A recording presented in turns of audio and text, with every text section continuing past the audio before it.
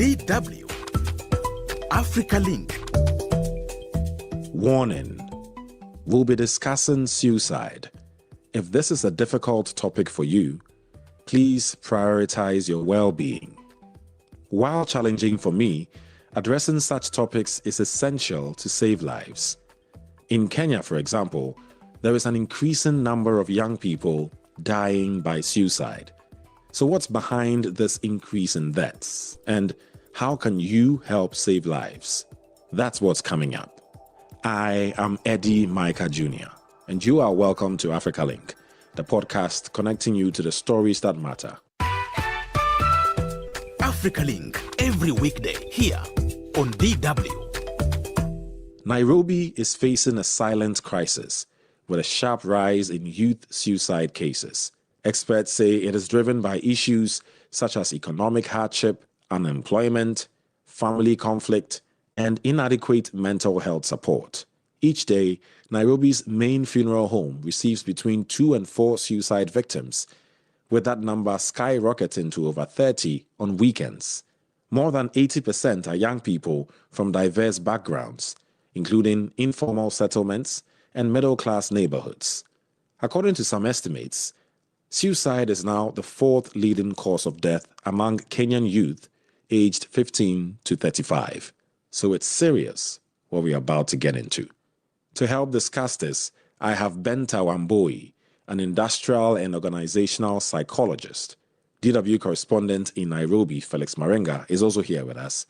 Hello, ladies and gentlemen. Welcome to AfricaLink.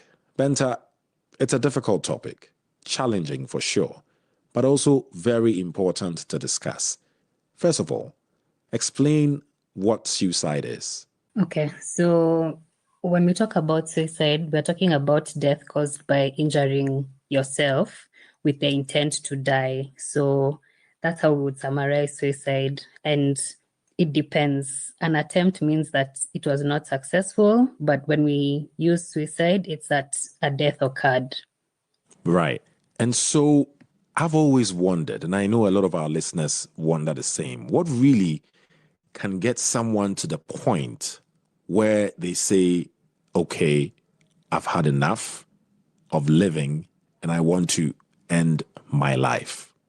The 3 key things that usually lead to this is hopelessness, helplessness, and feeling like a burden. So with hopelessness, it's that there's this belief that life will never get better and there's no possibility for improvement.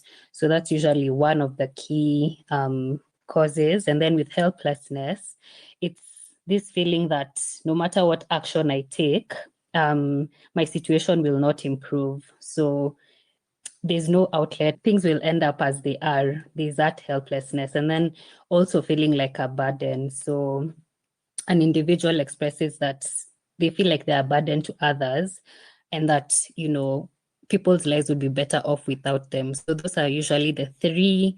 It can be summed up anytime there's an attempt of suicide or suicide occurs. It can usually be summed up in those 3 ways. Right. And so, look, I don't know about you or Felix or other listeners, but I feel like there's times in people's lives, especially when things are not going as smooth as you want it to go, you can feel probably most or all or some of these 3 things that you just mentioned. But I'm speaking for myself, obviously, now. I haven't gotten to the point where I feel this is so bad that I have to end my life.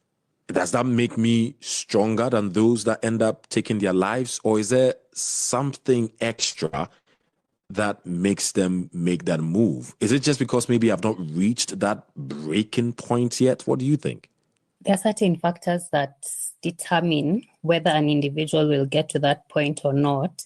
And we call these supporting factors, such as, for example, your support system around you. If you have a strong support system that you have people that you can talk to, people that you can turn to, even just give you a listening ear, then you'll find that 2 people in the same circumstance will end up differently depending on this. Then there's also the mental health conditions where depression is a huge contributor to choosing to, attempt suicide and other mental health conditions such as anxiety and psychosis. So depending on your support system and mental health conditions present or not, then this tends to contribute to how two people will deal with the same situation.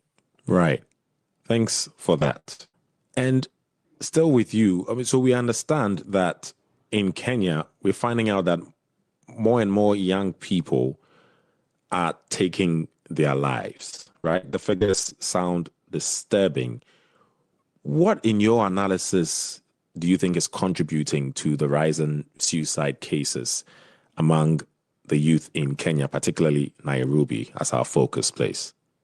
I think I'll relate that to one factor that I forgot to mention, and that's the use of substances, such as alcohol, marijuana, things like that. So the fact that there's an increased use of substances, that tends to contribute to suicide because it affects your mind and how you process things and the choices that you make. So that has been a huge contributor, but also the fact that we live in a capitalistic society, especially in the urban areas.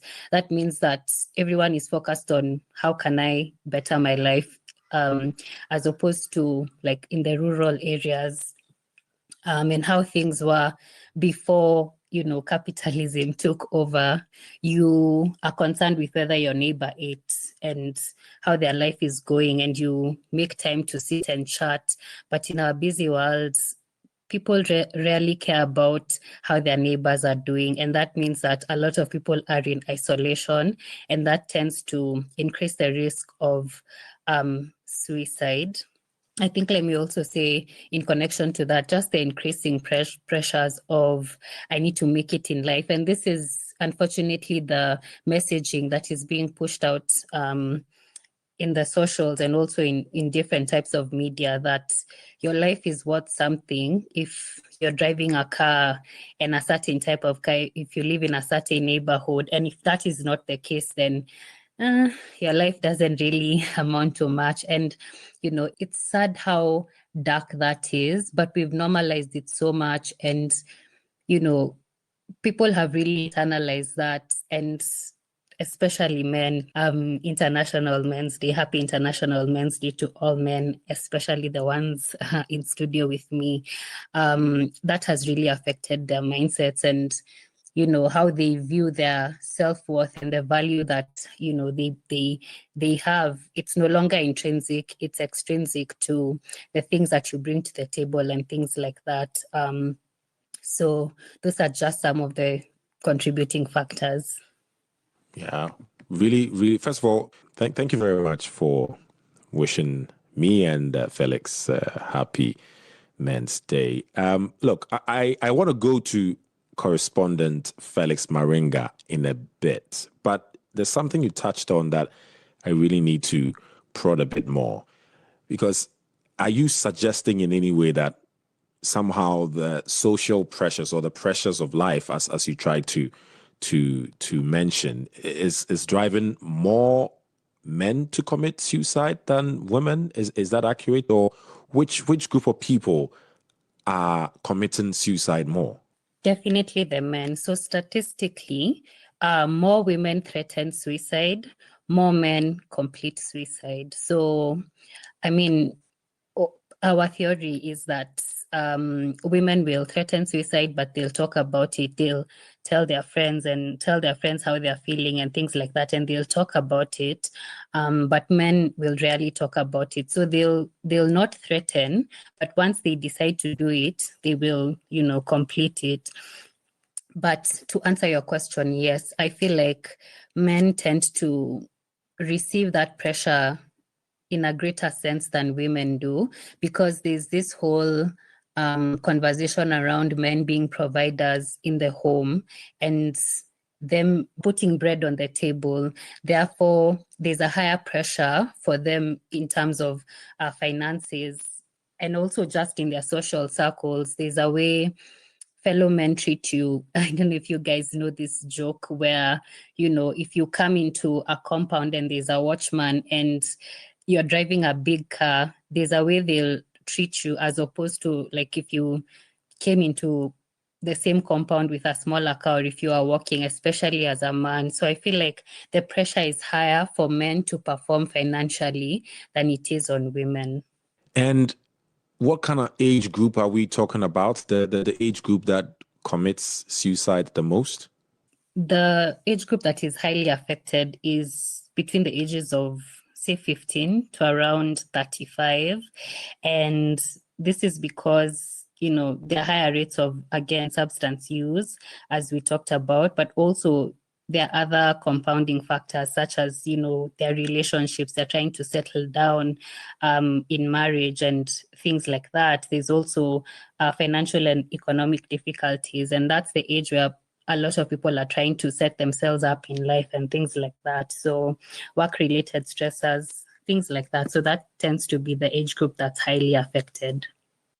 Right. Thank you. Thank you very much for that education and information, Benta. I have learned a lot these few minutes of talking to you already. And I'm sure Felix Maringa, you've also been keenly listening to what's going on. I think it's fair to ask you, and you could ask me back, are you okay, Felix? Because, men, they say we don't really open up. We don't talk. We should be expressing our feelings a bit more, right, Felix? Are you okay?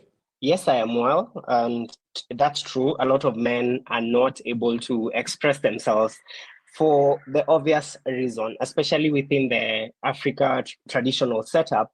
The man is supposed to be a towering figure, or what we've been taught is that you're not supposed to be vulnerable as a man. You're not supposed to cry. You're not supposed to express deep emotions. So when you express yourself as a man, when you're probably going through a difficult time, or some things are just not working out, and you seem to be vulnerable, then even your clique of men and boys tend to either be dismissive of whatever you could be going through, or could even laugh at you.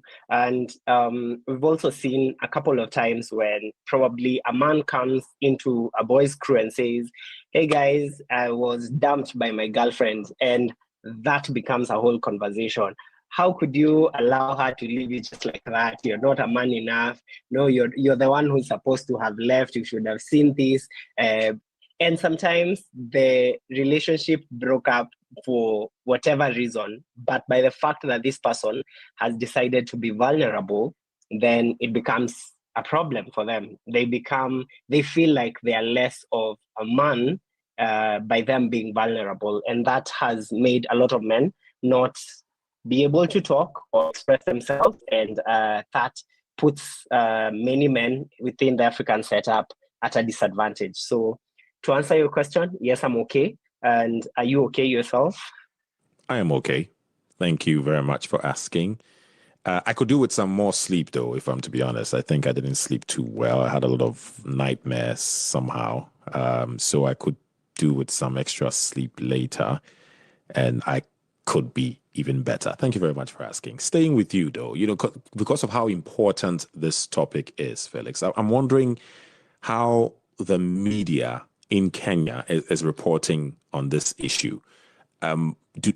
Is there enough reporting on it and education and information out there for people to know? Yes, there's enough information going around.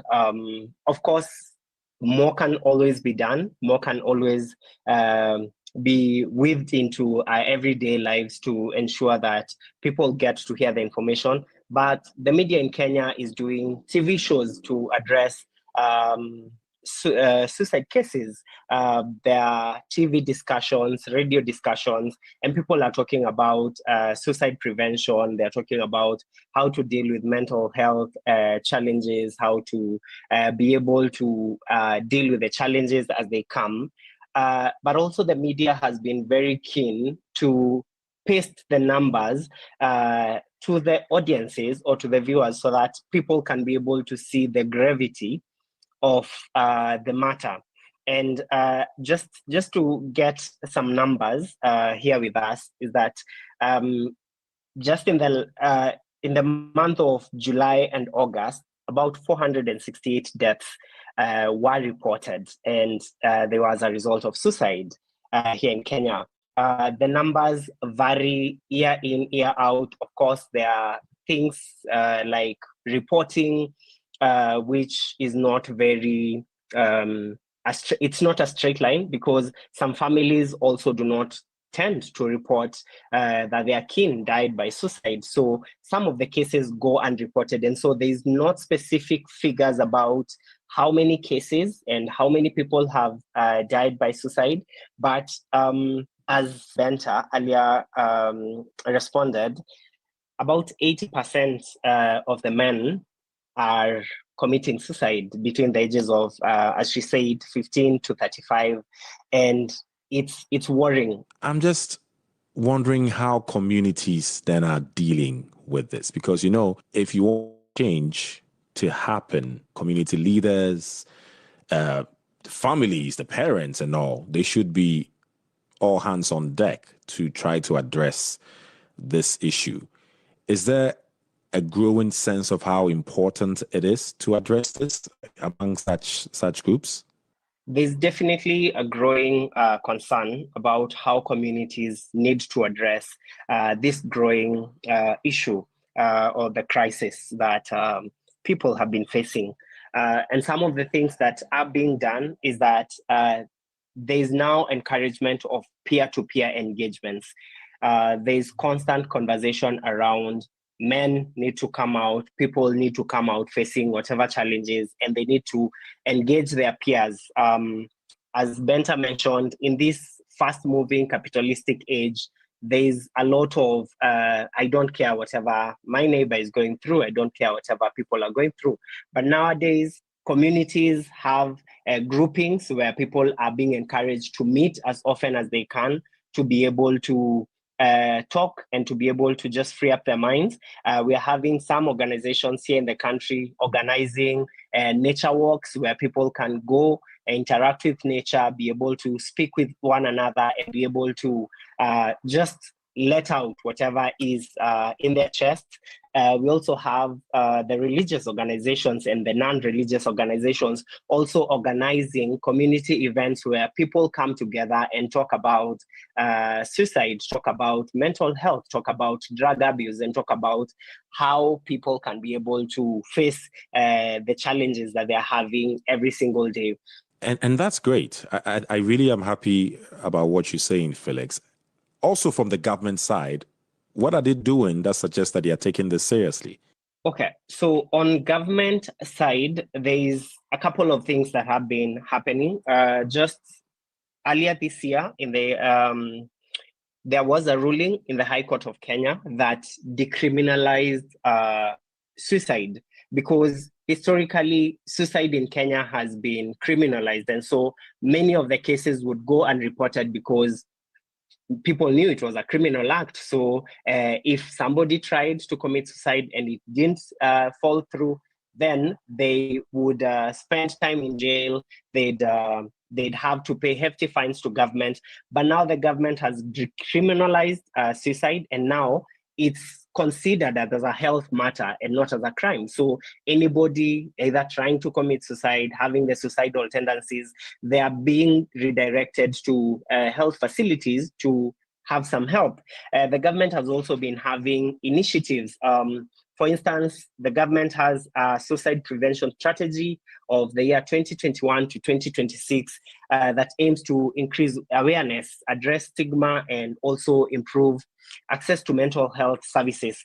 There's also something that's happening that mental health or people who are dealing with various challenges, when you go to a health facility, mental health is now being taken as primary healthcare. If the same way you'd walk into a health facility with a headache or with a tummy ache, now if you have mental health, it's also taken as a primary healthcare concern. And the government is just trying to destigmatize all of this to ensure that people feel comfortable in their skin, people feel comfortable in their challenges, and as a result, they're able to find help. And lastly, maybe I could also mention that the organizations such as the Kenya National Human Rights Commission, they're having mental health advocates that are talking to different peoples on the ground. So they go to informal settlements, they talk to people about how to deal with mental health issues, how to find help. They have toll-free numbers that you can call at government facilities and you can find help. And all of these are legal and policy frameworks that are being put in place to just try and ensure that they can deal with this suicide crisis once and for all.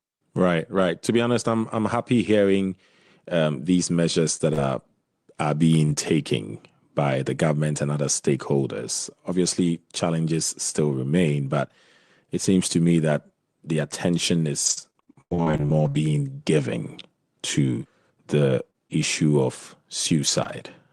Let me come to you, Benta, because I'm just wondering if in my family or some of my colleagues or the friends around me, what role I could play in maybe helping save someone's life, right?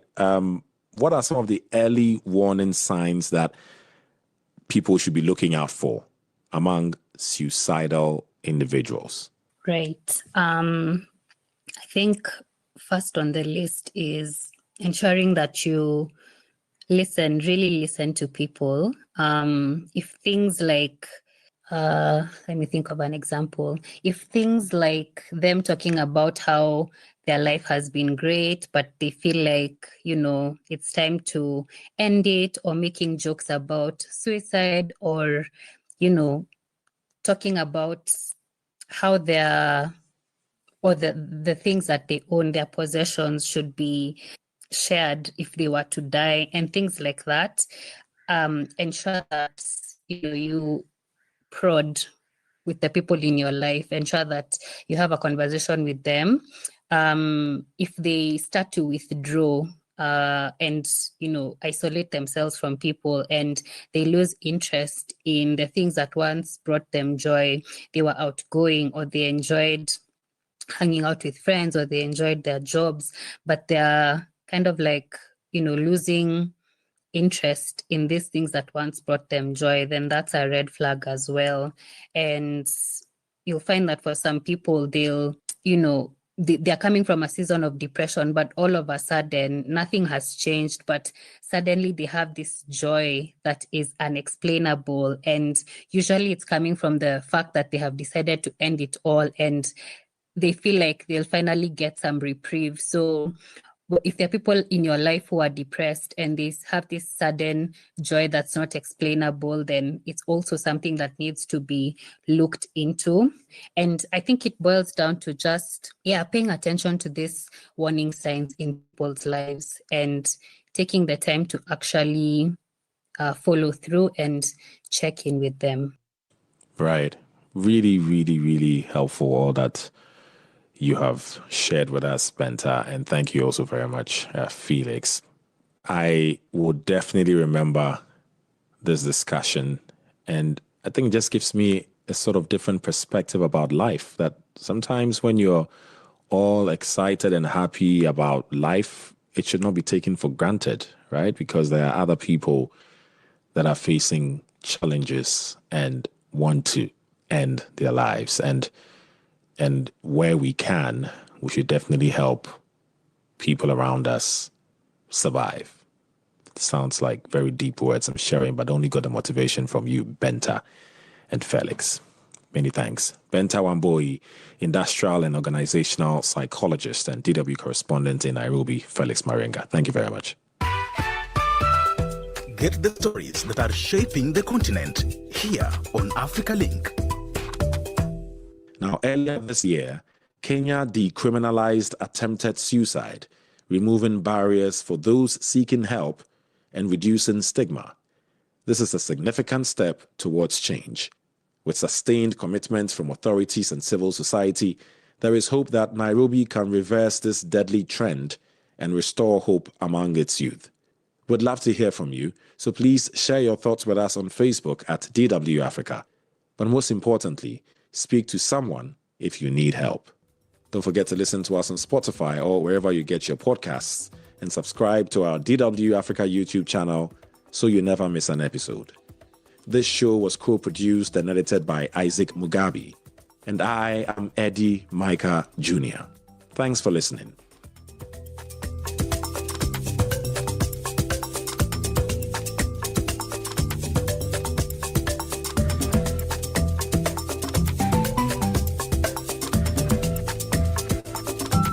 DW.